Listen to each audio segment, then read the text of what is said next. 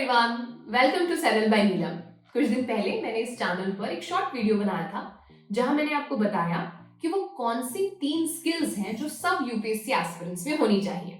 और वो 3 स्किल्स थी observation, discipline and communication skill. तो आज का ये वीडियो मैंने बनाया है ऑन ऑब्जर्वेशन स्किल्स। आपको बताऊंगी वो कौन से प्रैक्टिकल तरीके हैं जिससे आप ज्यादा ऑब्जर्वेंट हो सकते हैं। तो इससे पहले कि हम शुरू करें, I want you to see these questions. ये क्वेश्चन पूछा गया था 2017 में और इसको पूछने के बाद बहुत सारे ब्लॉग्स में ये किटकैट का रैपर बहुत फेमस हो गया, क्योंकि अगर आप इसके रैपर पे लिखी गई इंफॉर्मेशन को देखें तो यही सेम क्वेश्चन यूपीएससी ने पूछा था। अब आप ये क्वेश्चन देखिए 2021। इस क्वेश्चन में पूछा गया है कि इनमें से कौन सा नेचुरल मॉस्किटो रेपेलेंट का काम करता है। इसका आंसर लेमन ग्रास है। अब ये मामाअर्थ की क्रीम देखिए, इस क्रीम पर जो इंग्रेडिएंट मेंशन्ड है वो लेमन ग्रास है। Now don't get me wrong, ये नहीं सोचिएगा कि मैं ये कहना चाह रही हूँ ये क्वेश्चंस यहाँ से पूछे गए। ऑफ कोर्स ये आपके स्टैंडर्ड सोर्सेज में अवेलेबल थे, करंट अफेयर्स में थी, इसीलिए न्यूज बने और इसीलिए आपसे पूछे गए। But what I am trying to say, सोचिए आपने एक दिन ये किटकैट का रैपर देखा था, चॉकलेट खाई थी, लेकिन देखकर अनदेखा कर दिया था एंड वही क्वेश्चन प्रीलिम्स में आ गया। So what I'm trying to say is being observant helps। अगर आप अपनी सराउंडिंग्स को लेकर माइंडफुल हैं तो पता नहीं कौन सा ऑब्जर्वेशन आपको कहाँ काम आ जाए। That's the entire point of showing you these two instances। अब समझिए ऑब्जर्वेशन का मतलब क्या होता है। What do you mean by observation? तो ऑब्जर्वेशन वो स्किल है जो आपको रिकॉग्नाइज, एनालाइज और रिकॉल करने में हेल्प करती है। सिंपल भाषा में कहूं तो जब आप जो आपने किया उसे अपना 100% देते हैं, उसे बारीकी से देखते हैं और समझते हैं, तो आप उसे बेहतर रिकॉल कर पाते हैं। आजकल एक वर्ड बहुत फेमस हो रहा है विच इज माइंडफुलनेस। अब बहुत सरल भाषा में बात करें तो माइंडफुलनेस का मतलब ये है कि जब आप जो कर रहे हैं आपका दिमाग 100% वही है। ऐसा नहीं कि आप खाना खा रहे हैं लेकिन आपका दिमाग शो के ऊपर है। So you're not concentrating on the food, you're concentrating on the show or any other thing that you're thinking about। तो mindfulness आपकी 100% attention उस पर्टिकुलर काम पर लेकर आती है एंड इससे रिकॉल की पॉसिबिलिटी बढ़ जाती है ना। यूपीएससी का पूरा एग्जाम इन्हीं तीनों पे तो टिका है, रिकॉग्निशन, एनालिसिस एंड रिकॉल। अगर रिकॉल नहीं कर पाए तो कुछ भी पढ़ लिए फायदा नहीं है, एनालाइज नहीं करा तो मेंस के आंसर्स नहीं लिख पाएंगे। सो स्टैब्लिश हो गई ये बात कि अगर आप माइंडफुल हैं, अगर आप जो कर रहे हैं उस पर आप 100% फोकस कर पा रहे हैं तो आपकी ऑब्जर्वेशन बढ़ जाएगी and that is going to definitely help you in your examination. तो ये तो सरफेस लेवल की बात है। अब 5 प्रैक्टिकल टिप्स की बात करते हैं जो आप यूज कर सकते हैं जिससे ओवर टाइम आप ऑब्जर्वेंट बन जाएंगे, राइट? तो सबसे पहले है take note of Google doodle. Now what I am trying to say is, अगर आपने देखा हो गूगल टाइम एंड अगेन अपना डूडल चेंज करता है। या तो वो किसी फेमस पर्सनालिटी जिसका बर्थडे है उस दिन, बर्थ एनिवर्सरी है, डेथ एनिवर्सरी है, उनको ट्रिब्यूट देते हैं, या फिर वो कभी कोई इंपॉर्टेंट इवेंट से रिलेटेड गूगल डूडल बनाते हैं। तो अपनी ना आदत बना लीजिए, क्योंकि देखिए गूगल आप एनीवे यूज करेंगे। If you are a UPSC aspirant, दिन में एक बार तो आप गूगल पे जाएंगे ही जाएंगे, मीन मल्टीपल टाइम्स जाएंगे बट एक बार तो जाएंगे ही जाएंगे। तो जब आप गूगल पे जा रहे हैं और डूडल आपको दिख रहा है तो उस पर एक बार क्लिक कर लीजिए, देख लीजिए हिस्ट्री का कोई इवेंट बताया हुआ है, कोई पर्सनालिटी के बारे में बताया हुआ है एंड रीड दैट अप। अब देखो होगा क्या, this is not going to be taxing, ये आपको पढ़ाई इन द सेंस बहुत टैक्सिंग भी नहीं लगेगा, it will be fun also and धीरे धीरे आपकी हैबिट बन जाएगा। एंड सोचिए 365 डेज में आपको 365 नई इंफॉर्मेशन मिल जाएगी। So try this out. Be sure that you check out the Google Doodle whenever it changes. It's a very good source of information. Okay. Second बात करते हैं government schemes, government programmes, government policies की। तो जहां भी आप हैं, मान लीजिए आप मेट्रो से ट्रैवल कर रहे हैं और आपने देखा कि गवर्नमेंट स्कीम के बारे में कुछ डिटेल्स दी हुई है, या फिर आप बस से ट्रैवल कर रहे हैं, पोस्टर लगा हुआ है, आप देखेंगे because government tries to promote what it is doing, तो वो टाइम एंड अगेन कभी पेट्रोल पंप पे लिख कर दे देंगे जी इस उज्ज्वला योजना के तहत ये किया गया, because government promotes its schemes, its welfare programmes, ताकि ज्यादा से ज्यादा लोगों तक वो पहुंच सके। अब आपको इसका फायदा उठाना है। So whenever you're traveling, of course, be mindful of traffic and all.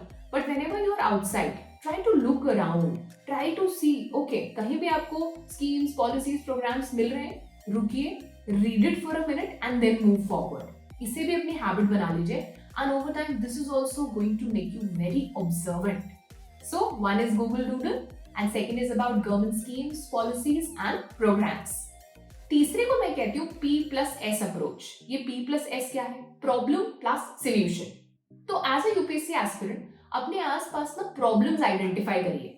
ये प्रॉब्लम नहीं कि खाने में नमक कम है या मम्मी आज आपने मुझे ये बना के नहीं दिया, not that problem. Look around issues जैसे कि आप ट्रैवल कर रहे हैं और आप देख रहे हैं कि पब्लिक ट्रांसपोर्ट बहुत ज्यादा भरा हुआ है, इसीलिए लोग फ्रस्ट्रेटेड हैं, किसी को सीट नहीं मिल रही, कोई एक दूसरे पे गुस्सा निकाल रहा है, कोई फोन पे गुस्सा कर रहा है। So you are observing that there is something wrong, there is a problem.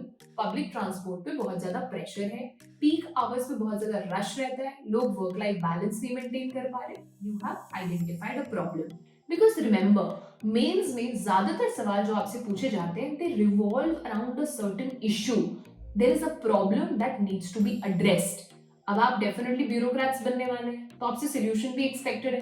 Now whenever you observe these problems start also observing और थिंकिंग अबाउट द सॉल्यूशंस। इसको ऑन रखिए।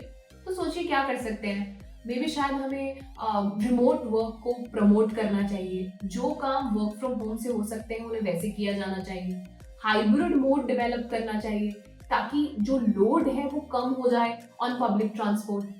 या फिर सोचिए क्या कार पूलिंग होनी चाहिए ज्यादा, जिससे again some people can pool together.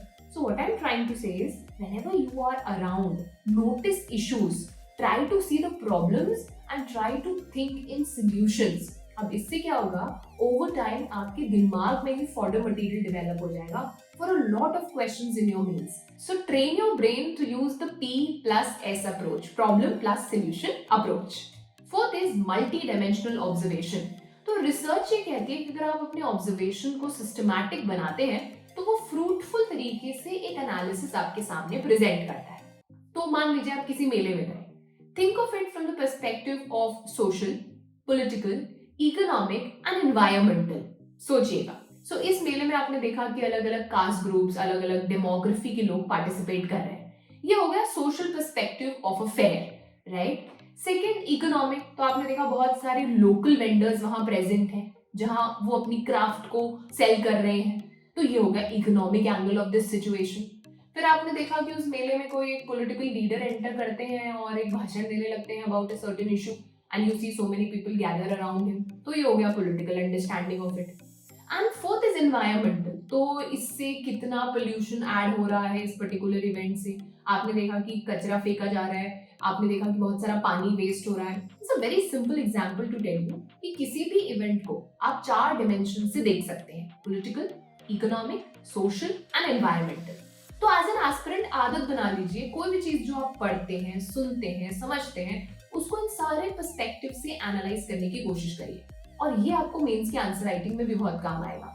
Because the more multi dimensional your answers are, the more better it is. इसका मतलब वो कॉम्प्रिहेंसिव है। तो अपने ब्रेन को प्राइम करिए to think in dimensions and not just in a single direction. Try करिएगा and let me know if this helps.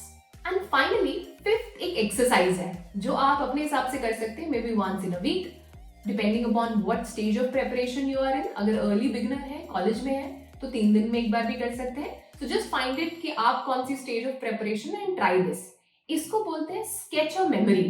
अब इसमें आपको क्या करना है, कोई भी अपने दिन का, वीक का कोई इवेंट ले लीजिए, कोई एडिटोरियल ले लीजिए, आपकी लाइफ का कोई एक सिनेरियो ले लीजिए और उसको जितनी डिटेल में हो सकता है डिस्क्राइब करिए। मान लीजिए आप ये वीडियो देख रहे हैं तो आप जाकर स्केच ऑफ मेमोरी गेम खेल सकते हैं। So what you do is you right all that you observe. मान लीजिए आपने ऑब्जर्व किया कि जैसे वीडियो स्टार्ट हुआ, मैम की टेबल पर कुछ सनफ्लावर्स पड़े थे, मैम ने ऑब्जर्वेशन के बारे में बोलना स्टार्ट किया, मैम बोलते हुए हाथ बहुत यूज करती है। Now this is all that you are observing and writing. So try to write it in as much detail as possible. अब इससे होगा क्या, ये एक मेंटल एक्सरसाइज है, जैसे हम बॉडी के लिए एक्सरसाइज करते हैं वैसे दिमाग की एक्सरसाइज है। सो इससे क्या होगा, आपके ब्रेन को फोर्स होगा, आपका brain to think about the details and over time जब आप इसको प्रैक्टिस करते रहेंगे ना, आप देखेंगे इन जनरल आपकी ऑब्जर्वेशन स्किल इनहांस हो जाएगी। तो sketch of memory definitely try करिए, डिपेंडिंग अपॉन आपका स्केड्यूल क्या परमिट करता है, आप इसकी ड्यूरेशन एडजस्ट कर सकते हैं, बट इसको प्रैक्टिस जरूर करिएगा। तो चलिए 5 तरीके मैं आपके लिए समराइज कर देती हूँ। सबसे पहले आदत बना लीजिए गूगल डूडल देखने की। जहां भी कहीं government schemes, government programmes, policies के बारे में लिखा हुआ हो, डेफिनेटली उसको देखिए। थर्ड इज पीएस अप्रोच, जहां आप प्रॉब्लम्स आइडेंटिफाई कर रहे हैं अपने आसपास और उनके सॉल्यूशंस को भी ढूंढने की कोशिश कर रहे हैं। Fourth is thinking in dimensions, political, economic, social and environmental. And fifth मैंने आपको बताया स्केच अ मेमोरी, जिसमें आप किसी भी इवेंट को रिकॉल कर डिटेल में लिखने की कोशिश करते हैं। So do try these out, इन्हें अपनी हैबिट बनाइए, प्रैक्टिस करिए and do let me know if this helps. Happy learning, take care.